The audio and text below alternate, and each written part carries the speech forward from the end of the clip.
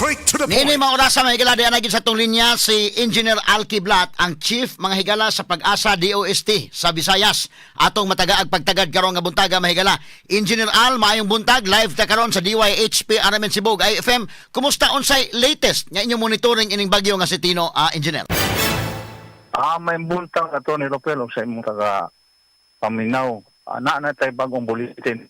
Edition nato bulletin number 5 karong ganiyang alas 8.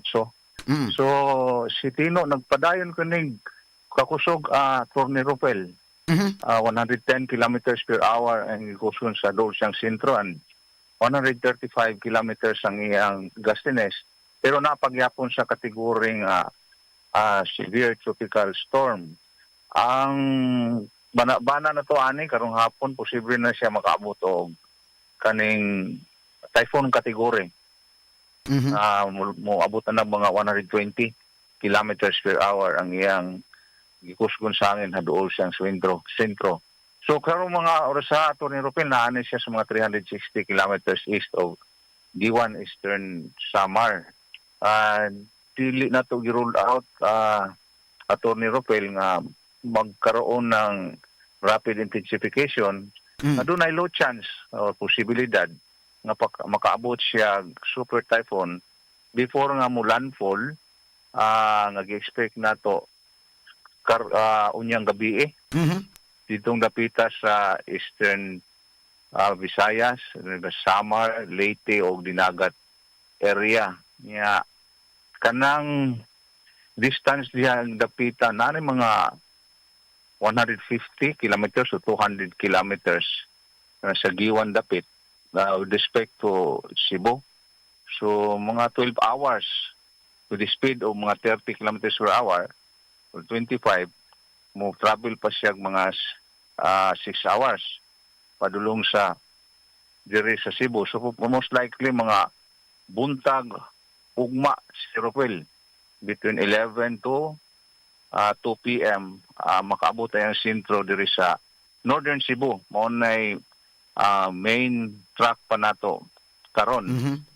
So ang anticipate nato nga pag landfall na ditong napita sa Eastern Visayas, ma-maintain ni ang ikuskon nga typhoon. So sa pagkaron doon na tay signal number 2 sa diri sa Camotes Island and then Northern Cebu hangtod na sa kining Central Cebu sa may San Fernando. And the rest, signal number 1 ato ni Ropel.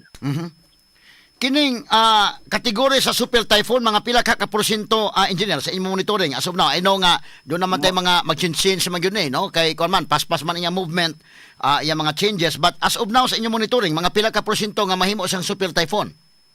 Mga less than 50% Torne Ropel atong gitanaw.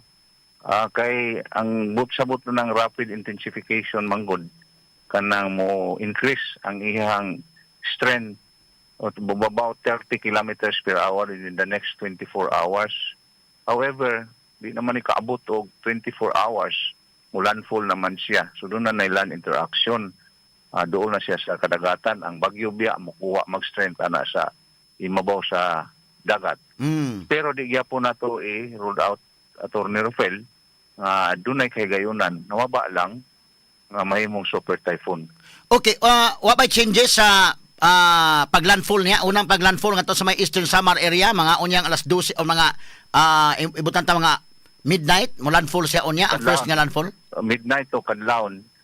Mamorman consistent raman ni Torne Ropel ang kinilang track nato nag-usab-usab atong mga miaging adlaw gahapon ang ato ang sentro ato ang gi-expect sa northern tip of Cebu.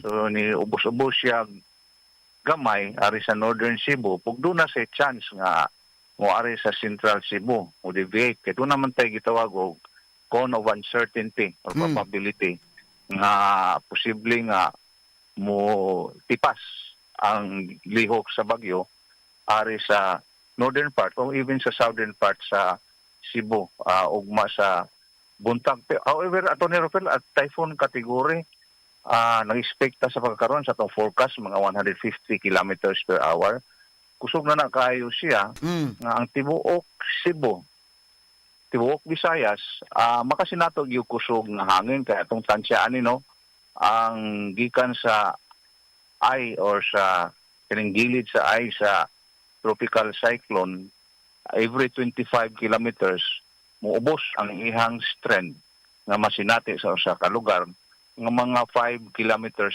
per hour.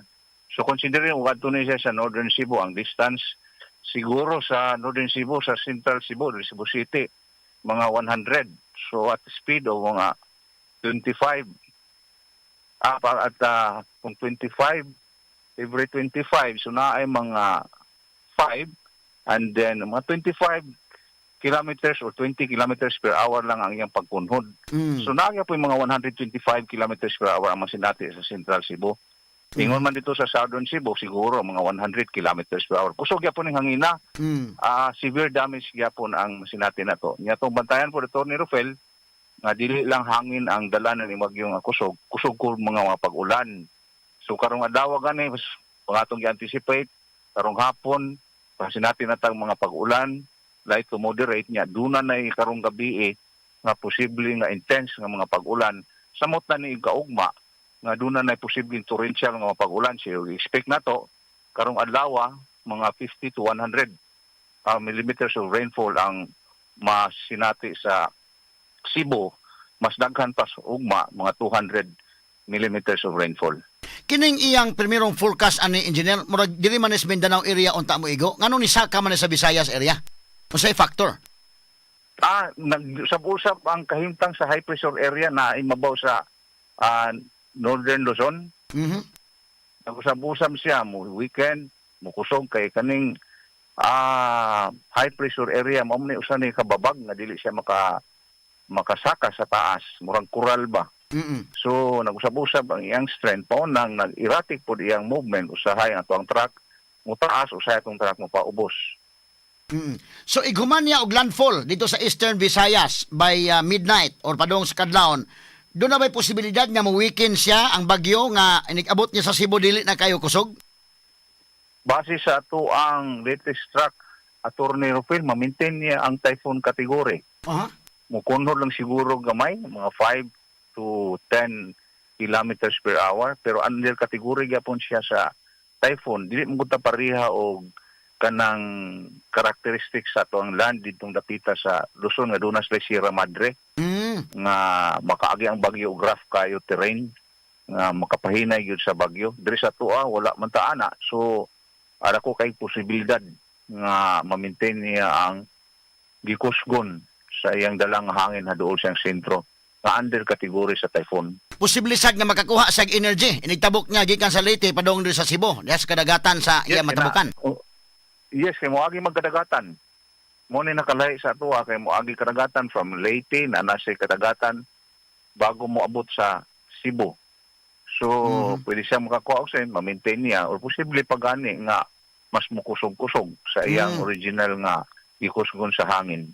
So anything can happen jud ay ang hitabo aron kung maunta maka-landfall sa Leyte, ang possibility unta niya nga mohinay kay naigo na naka-landfall na, but doon na say possibility gyapon nga maka-maintain or mukusog kay moagi pa man sa dagat nga tabukonon between Leyte o Cebu. Inana na siya Attorney Rufil. Ang atong bantayan ani kay typhoon category ba ni. Dili lang ulan ug hangin. Ang storm surge sad. Yun tayo gipagawas nga storm surge warning nga ang tibuok Visayas mapektuhan mga coastal areas atong gi-anticipate na. Diri sa Cebu in particular, tanang nakapalibot nga coastal areas, posibleng makasinati storm surge nga 1 to 2 meters ang gitason. So maka-create na og kining coastal flooding sa delikado naman sa mga residente na naa sa coastal areas. So atong gibisuhan po na silang magbantay ug mahimo dili na mapaduol diha sa kabaybayunan, kadagatan o mangita o kining lugar, higher grounds para maiwasan na to ang adverse impact kining sa storm surge. Iya mo kuan na lang bakwit na lang daan kini na sa mga baybayon na moyo para safety. Makipag-coordinate sila silang local disaster managers sa Attorney Rufil. Tulo pa lang kaadlaw before or 2 days before ba lang sige na tag meeting, nagpidra meeting na ta, nagipanguluhan sa ato ang lead agency for disaster matters ang OCD7. Mm-mm. So we'll inform sila sa aning matungod aning bagyo. So makipag-coordinate ang atong mga kaigsuonan sa mga local disaster managers kung unsa ang ngayong buhaton. Kining iyang truck nga subayon, pareha ba ni sa truck na atong Yolanda or ang Odette? Sa pagkakaroon, duha itong gitan-aw o tulo bang gani. Mm. Kaning murag si Yolanda, murag po si Ruping o si Odette. Basis aning cone of uncertainty nato. So, possible ning tulo ka senaryo nga gibase nato sa mga past previous mga bagyo, katong mga kusog na bagyo. Lahi-lahi gining mga bagyo si Attorney Rufel, unique ini siya, and lain siya karakteristik ang bagyo. But base sa inyo na monitor, posible nga maparehas siya ang iyang truck ni Yolanda or ni Ruping or ni Odette. Yes, so muna yung time na. So, pero ngayon natong dili lang ta mo matter ana kay parang kuan na mas taas ang yung chance nga mo landfall gyud sa Cebu. So regardless of unsay asa gyud siyang dapita, mangandam gyud ta kay typhoon category or supin typhoon category tibuok Cebu. Maapektuhan gyud sa kusog na hangin ug mga pagulan. Unsa man kay factor nganong dako man ang iyang cone of uncertainty? Murag magkuyawan man ta kana bang makadungog ta ng cone of uncertainty. Murag delikado man kay paminawon na Engineer Al. Oo, okay, dili man gyud nato makonsider ang bagyo nga straight sa gyud iyang dagan, mag-usab-usab man ang iyang direksyon niya. Samtang layo pa na siya ang cone of uncertainty, dako, taas pod, dako. So wide pod ang iyang posibleng deviation or paglihis. So karong mga masunod mga maoras mo gamay na niyang cone of uncertainty si Rufel o medyo matino na gyud nato kung asa posible mga areas nga mo landfall ni maong bagyo. So atong masabot nga ang mata sa bagyo adto agi dapit sa may Northern Cebu but makaapektar lang kutob sa San Fernando pagani sa imong giingon na Engineer Al gumikan sa iyang dako nga cone of uncertainty o ang iyang area of influence ini maong bagyo. Yes, karon signal number 2 pa ang Northern o Central Cebu. Pero sa magkaduol ni siya, i-expect na to nga signal number 4. Kung typhoon category magani, kung severe to kung super typhoon, posible pang signal number 5. So, tibuok Cebu makasinato yung kusog nga hangin. Lakip na ang buhol. So atong balik ko no kining naay porsyento nga mahimo sang super typhoon, siguro first landfall siguro niya Engineer Al. Before landfall. Before landfall. Kaya ari man siya mukuha og kining strength sa kadagatan. So ana gi siya ma-develop into a super typhoon possible. So as of now ang iyang kategory na pa man sa severe tropical storm, mga unsang orasa ka ni siya nga mo saka ngadto na sa kategory sa typhoon. Hapon to evening atong gi-expect within the next 6 to 12 hours. Ang ato pang laing problema tungod sa volume sa tubig nga iyang dalhon ini maong bagyo. Yes, nakita na to nga daghan ni siya ulan nga dala. Atong giingon ako nimo nga 50 to 100 karong adlaw hangtod ugma. And then ugma makasinati tag more than 200 millimeters of rain. So daghan na kay na nga ulan nga matong masinati. So kanang iyang movement sa pagkakaroon kung way kausaban ana Engineer Al malagmit unyang gabi or kutob kadlawon mo landfall siya first nga pag landfall ikaduhang landfall diri sa ato na sa Cebu. Kung ari siya sa Giwan naapay landfall sa Leyte. Okay. And then from Leyte ari na sa Cebu katulong landfall. And then possible Northern Negros and then Panay Island and then Palawan bago makagawas sa Philippine Area of Responsibility. So ang atong banabana sa oras nga mo landfall sa Cebu ugmang adlaw mga unsa kang orasa? Buntag attorney. Mga 8 to even gani pwede pa moabot og hapon kay nag-usab-usab ni ang iyang dagan atong miaging bulletin ni abot siya 30 kilometers per hour ang ipaspaso niya karon ni 25 kilometers per hour. So magkuan lang tag range between 11 to 2 p.m. Ugma. So mausap pa ni siya o siguro kung mabalik to mga 30 kilometers per hour or even mas paspas pa masayo ana. Oo. Asa may mas bintaha unta engineer kining pag-irog niya nga 30 kilometers per hour or kining ni gamay mahinuon sa 25 kilometers per hour? Mas maayo ning kusog Attorney Rupert 30 kilometers per hour kay magdugay kaning bagyo kay hinay ang iyang lihok. Mas dako siyang epekto nga kadaot Mas dakog damage. kay magdugay man sa kusog nga hangin o kusog nga ulan nga masinati sa sakong lugar kung hinay ang iyang movement. So mas maayo nga mas paspas ang iyahang paglihok. Ang problema po sa paspas ang paglihok, mas dako po lang siya nga mas mataas ang tubo sa kadagatan kanang storm source nato nga gitason. Oo. So ani iyang movement karon kay kaganina sa permirong forecast mara nga 30 kilometers per hour pa man iyang pag-irog but karon ni ubos man din sa 25 kilometer per hour murag mas kuyaw mahinuon sa damage.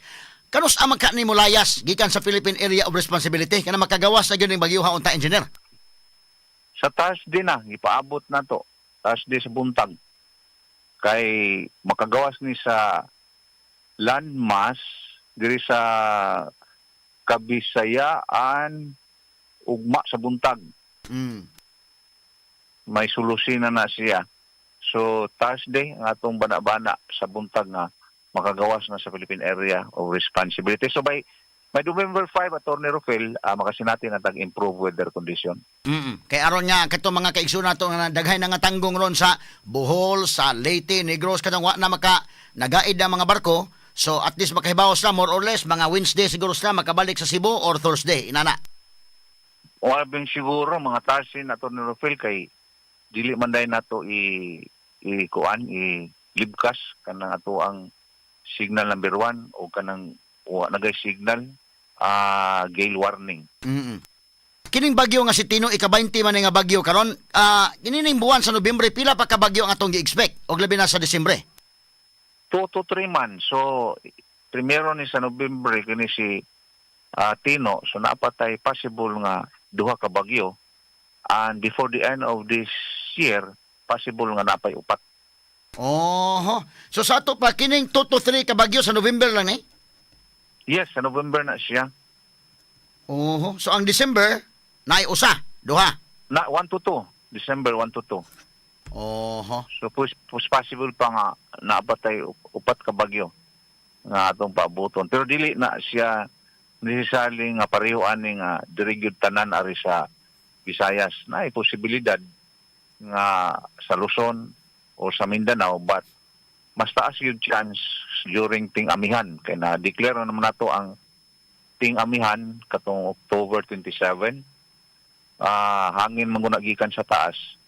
Muduot mangguna sa bagyo nga dili kasaka. So 60 to 70% chance yun kung ang mga bagyo maatol og October to November, ari sa Visayas ang iyang track. Okay, Engineer Al, salamat kayo sa paghatag panahon na to sa DYHP, RMN Cebu o sa IFM. Daghang salamat sa Dr. Nerpel o amping tang tanan. May buntag. Yung buntag. Number 1 sa balita, number 1 sa komentaryo, number 1 sa drama, at number 1 sa serbisyo publiko. DYHP RMN Cebu, the official overall number 1. Number 1. Dahil salamat Engineer Al Kiblat gikan sa Pag-asa Mactan ang atong head gyud bang higala sa Pag-asa sa Visayas. Ito na hinabi karon nga buntaga makaigsunan kay doon tayo dugang pa mga pangutana gud ani. Unsang kalakihan ni may gala so kining maong bagyo murag may pagkakiat ning bagyo ha ay sige usab-usab mga sukit tig paminaw. So wala nga careful lang kita, bantay lang kita, amping og ampo us kanunay, monitor mo kanunay sa DYHP RMN Cebu aron nga atong mahatag ang mga updates matag karon og unya.